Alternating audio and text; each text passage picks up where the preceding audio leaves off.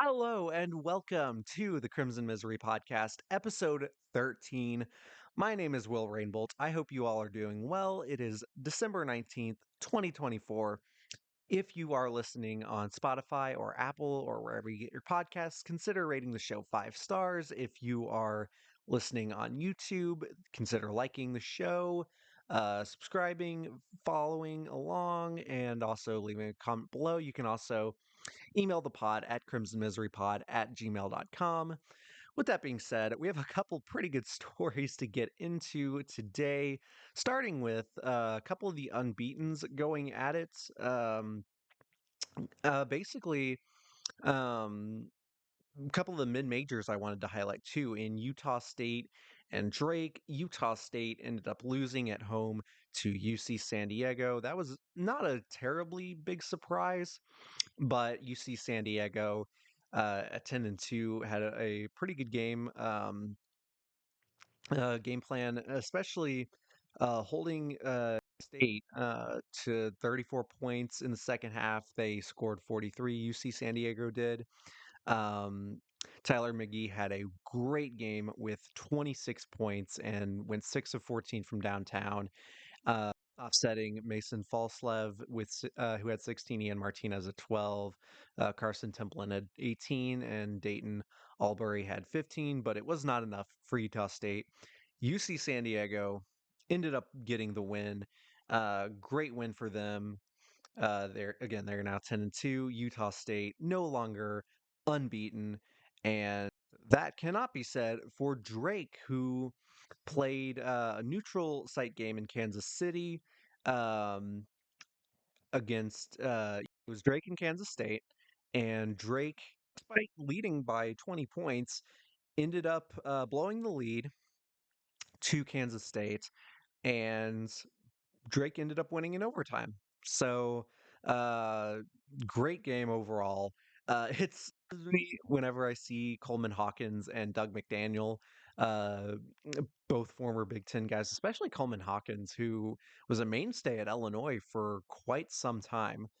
And yeah, it's very interesting to me to see him and Doug McDaniel play for Kansas State now. Uh, Coleman Hawkins had 16, Doug McDaniel had 10.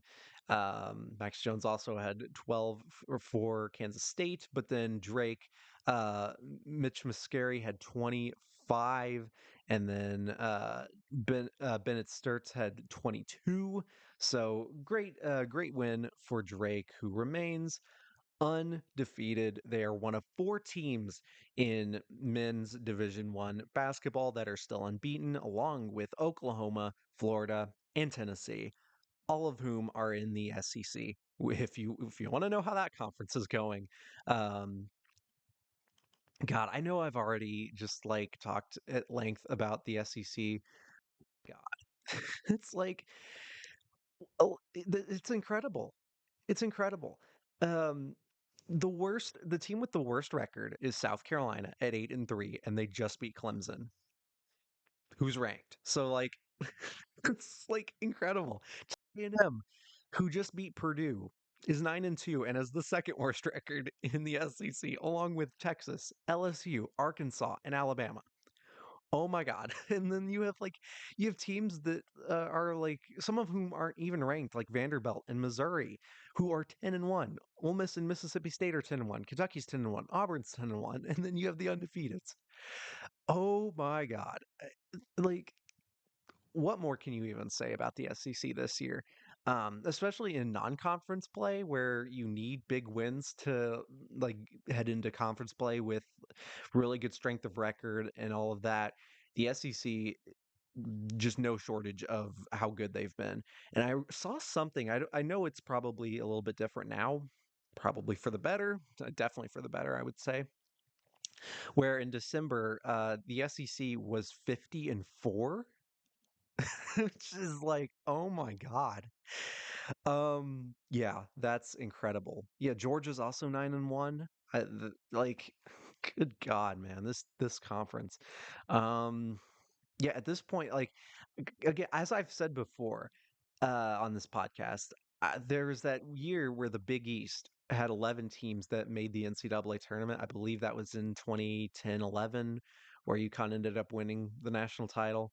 Um, with Kemba Walker, and like I think Pittsburgh had won that conference, and so yeah, this conference rather, I this could easily get 11 teams in, and maybe even more. Maybe more. I could see the SEC getting like 12 or 13 teams in the way that's going right now. Um, it's going to be a bloodbath of a conference, but at the same time, it's like I could see it like easily um, just teams struggling but still look pretty good, or teams getting at least a bit of a breather, quote unquote, on their schedule. Like they get like South Carolina or Texas at home and they take advantage of that. Like I don't know, but the SEC is so good that it's just like it may not even matter. So speaking of Florida, Florida ended up winning against North Carolina. Florida led at halftime, but then North Carolina, primarily due to RJ Davis, uh, came back and took the lead in the second half. But then Florida ended up pulling away. With Will Richard having 22 points, RJ Davis had 29. Again, don't really want to talk too much about Florida, especially with the Todd Golden allegations still out there. Um, Let's see. And then, as I mentioned, South Carolina defeated Clemson. Uh, Tennessee defeated Western Carolina, so they'll likely remain number one. Auburn defeated Georgia State, 100 to 59. Ole Miss defeated Southern 74 to 61. So again, the conference is just really good. So another mid-major Atlantic 10 school, 66 to 65 is what Dayton ended up doing to UNLV. So after Dayton defeated Marquette, they had a bit of a regression of sorts, bit maybe an exhaustion, kind of like a hangover game. But Dayton won still. Zed Key had 13, former Ohio State Buckeye, and then Malachi Smith had the game winner. He had 11. UNLV just hasn't really been that good since the Anthony Bennett days, and back when like New Mexico was also really good. San Diego State ruled the conference with them, the Mountain West, because they still do. So clearly not a surprise there. So good job on Dayton to still get the win in spite of a rough game. So and then UConn defeated Xavier. Both teams were missing some key pieces. So Xavier was out Zach Freemantle. UConn was without Samson Johnson. UConn wins in overtime at home, 94 to 89. Um, I think all five starters, if I'm not mistaken, for UConn, yeah, starters had uh, in double figures. Alex Caravan, Terrace Reed Jr. had 20, Solo Ball had 22. Liam McNeely 14, Hassan Diarra had 12. Poor Aiden Mahaney, man, though. I gotta say, I talked about this last episode, but Aiden Mahaney, not last episode, I think 2 episodes ago, um, only played 3 minutes. That sucks for a guy who shined at St. Mary's. That experiment's just got to end. Um, and then Xavier got a shout out, former Indiana Hoosier Jerome Hunter with 7. Ryan Conwell had 23. Dante Maddox Jr. had 22. Davion McKnight had 18. Marcus Foster 15. So clearly Xavier is still a pretty good team. And then UConn, despite not having Samson Johnson, they still play decently well. Um, they do have weaknesses. I don't think this is the championship caliber team that that was present the last couple years, especially in Maui, but they have been playing better and they're winning games. Sometimes championship caliber teams win on nights where they're not supposed to, and that's what happened here. So Marquette avenged the defeat they had against Dayton. They beat Butler 80 to 70. Even though Butler was leading at halftime, Marquette ended up winning there. Cam Jones had 23, so he's he's gonna be leading Marquette in a lot of games. So, and then Alabama defeated North Dakota. Speaking of the SEC, 97 to 90. Uh, Going on the road to North Dakota in Grant Nelson's home state. Um, Mark Sears and Grant Nelson 23 apiece, but then Trayson Eaglestaff had 40 points for North Dakota. What a performance in a losing effort, and really keeping North Dakota in the game. Um, this is kind of the status quo under Nate Oates for Alabama. Really great offense. We all know that. Suspect defense that kind of is like, I don't know about that. But in today's in today's game, it's like defense really doesn't matter all that much if your offense is that good. So yeah, I still think Alabama is a legitimate Final Four contender, um, even with this close win they had. So yeah, great on them for ending up winning. Loyal Chicago is also a 10 in the Atlantic 10, so that's another team that could be really good. As I already mentioned, uh, Dayton is also going to be a contender for that conference. Also, Vanderbilt 10-1 defeated the Citadel 105 to 53. Um, yeah, Loyola Chicago. No, 9-1. Sorry, not 10-1. 9-1. Um, yeah. So USC also got a decent win. Maryland. I also wanted to say that Maryland might also be a contender, pretty big contender in the Big Ten. I know they're really good on the women's side, but they could be one of the better teams in the Big Ten on the men's side, along with Oregon and Purdue. I still think Purdue's pretty good, and then UCLA, obviously. So yeah, good on Maryland for continuing to play really well. But with that being said, let's go to my favorite story of this college. Oh yeah, I also forgot to mention Memphis defeated Virginia. I forgot about that. So man, I forgot a couple games. So Memphis defeated Virginia on the road. The ACC is so bad. They're so bad. Duke might legitimately run the table and go unbeaten in the ACC. That's how bad the rest of the conference is. I don't even think Duke is like special good, but like with how bad the rest of the conference is, like could be the case. So Memphis defeated Virginia. PJ Haggerty at 27. So good on Memphis for coming back after being down 9 at halftime to win by 2. And then oh my gosh, Oklahoma and Michigan. How did I forget about this one?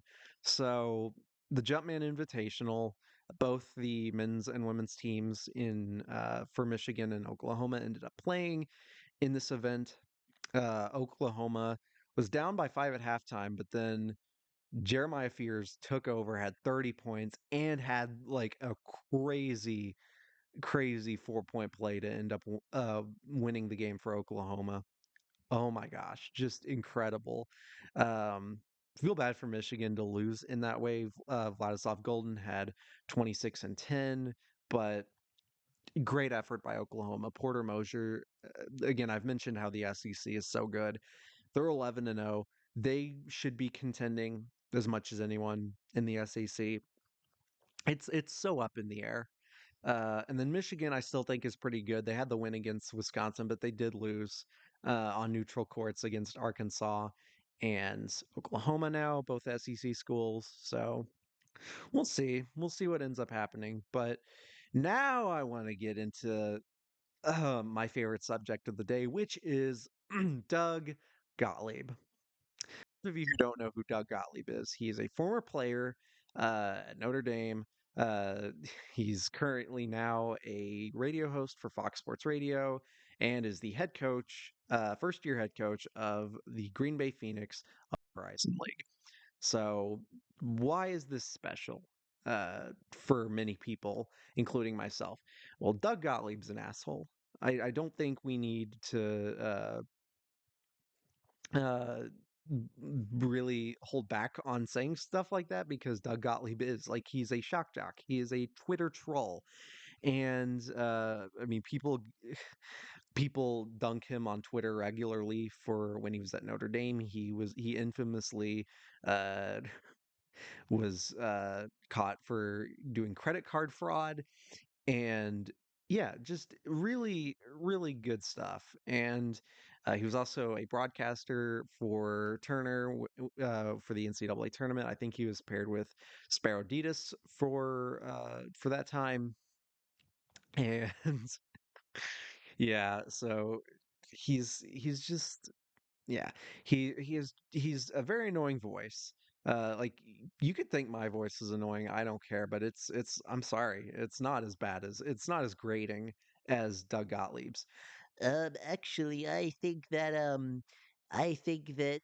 by me taking this job, I will show that I'm actually really good at being a head coach of the Green Bay Phoenix.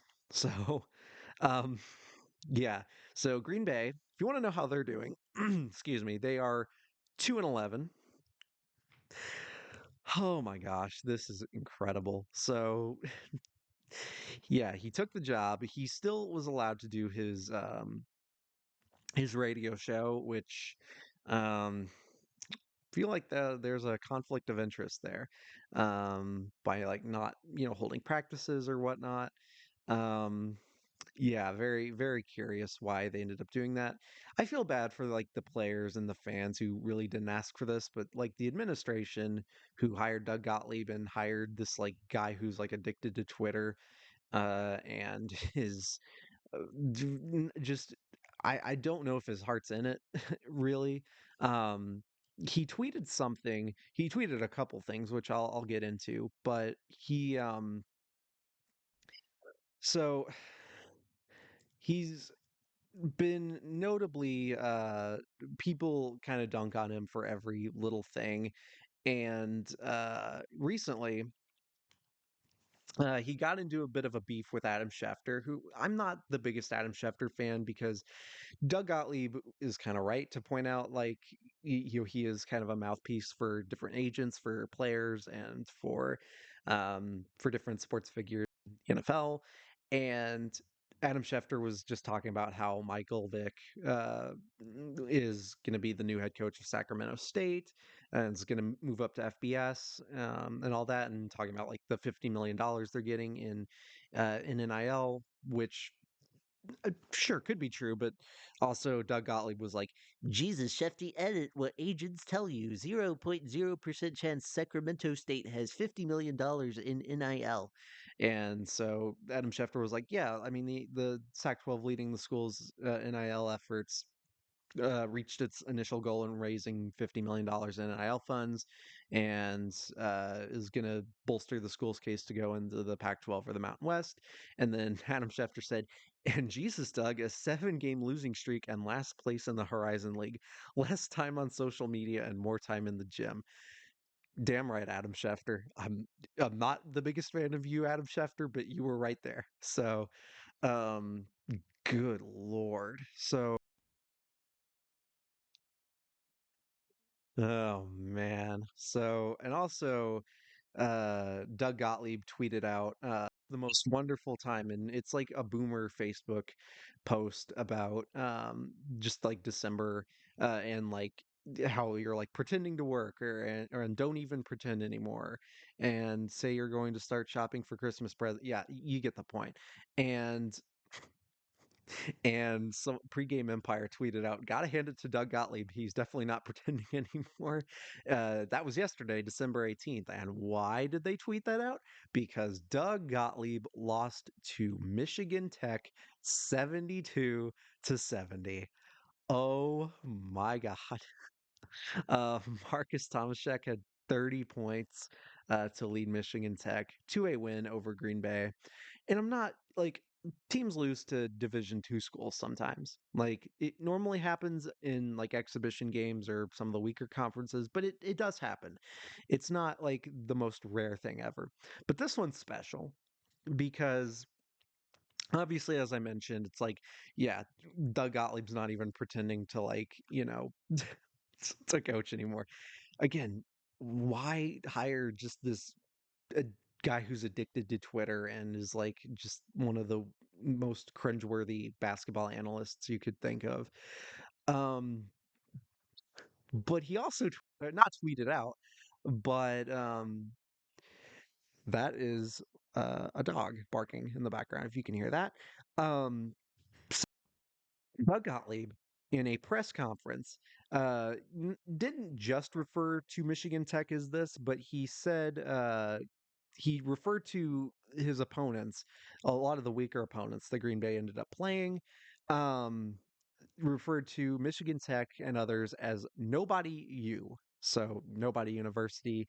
Yeah, basically, yeah, Doug Gottlieb just, oh my God. He is karma is a bitch, Doug Gottlieb, and you just got schooled by Michigan Tech. And basically, it's like for for someone who is just so full of themselves, clearly so full of themselves, incredibly smug, um you just have to like laugh at the incompetence that Doug Gottlieb is has been showcasing for essentially his entire tenure at Green Bay and also before that because he's always been like this. So Doug Gottlieb ended up tweeting in response to this tweet. Doug Gottlieb said, "Done with this crap. We scheduled up, including Michigan Tech. Nowhere ever have I been critical of anyone on our schedule. Now, back to work." I am sorry if you can hear that in the background, but no, like Doug Gottlieb, you got owned and you have to own up to it. And you clearly got owned here. And it's like, just own your mistake, man. You were the one who got like schooled by this Division II school, nobody you, Michigan Tech, and then you end up like you try to backpedal, you're retweeting a bunch of accounts that are fawning on you for whatever reason, and you then decide not to do your radio show yesterday. Hmm. Now that's a curious that's a curious case. Why would you do that? It's like you're embarrassed, Doug Gottlieb. It's like you're embarrassed, and you should be. You are 2-11, and you are likely going to get fired either if it's not during the season, it's definitely a one and done experiment. Um, I don't know if this is worse than like someone like Urban Meyer trying to coach the Jags in the NFL, but like, damn, this is a bad experiment. Um, yeah. If I were Green Bay, I would just give Doug Gottlieb an ultimatum. Like, either you're coaching this team full time or you're doing your radio show full time. Like, you can't do both.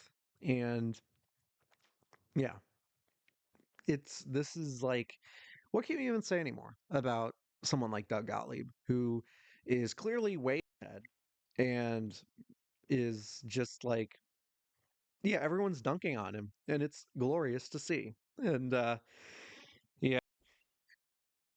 Oh yeah, also Green Bay has 10-0 Drake next, according to Mid-Major Madness, so it's really good. Good on you. I hope Drake wins like by 40. And again, I don't like aimed at like Green Bay fans or the players. Like I'm not like just like just screw Doug Gottlieb, and the administration should have known better for hiring someone like that. Like you should be contending in the Horizon League, and instead you're doing this. So, anywho, a little bit of women's basketball before I head out. South Carolina defeated Charleston Southern. Chloe Kitts, I don't know if she got hurt, but she didn't start the second half, so that was a bit weird. Maryland, as I already mentioned, is 11-0, so they won by 50 against William and Mary. Michigan State won 69-38 over Montana. UConn avenged the loss they had against Notre Dame, and they won 101 to 68 against Iowa State. Sarah Strong had 29, and then Paige Beckers had 27. Ashlyn Shade also had 20, and UConn just played really well. Audie Crooks had 22. Emily Ryan had a pretty subpar game by her standards, only had 9 points. So uh, good on them. Also, Oklahoma defeated Michigan in the women's Jumpman Invitational. So Oklahoma swept Michigan, 72 to 62. Yeah. With that being said, I think that's gonna do it for today. Gonna wrap this one up a little bit earlier because I'm not sure what's happening in my house. But anyway, so I'm gonna leave that there. Thank you all so much for listening. If you all enjoyed the podcast, please tell your friends about it. Do anything you want. Any exposure is good exposure. So even if Doug Gottlieb finds this podcast and is like, This know-it-all does not know what he's talking about, and you all should not listen to his program, even though I am so pissed off that I'm going to retweet it. so anyway, hope that happened. That'd be really cool if that happens. So I could like take another shot at Doug Gottlieb. Oh, that'd be great. So anywho, thanks so much for listening, everyone. I will try to get an episode out maybe after the Notre Dame Indiana game. I'm nervous about that, man. I don't know if Indiana's gonna win, but like, I just hope it's a good game. I never daunted. Let's go Hoosiers. Go IU. I will see you all next time. Bye bye.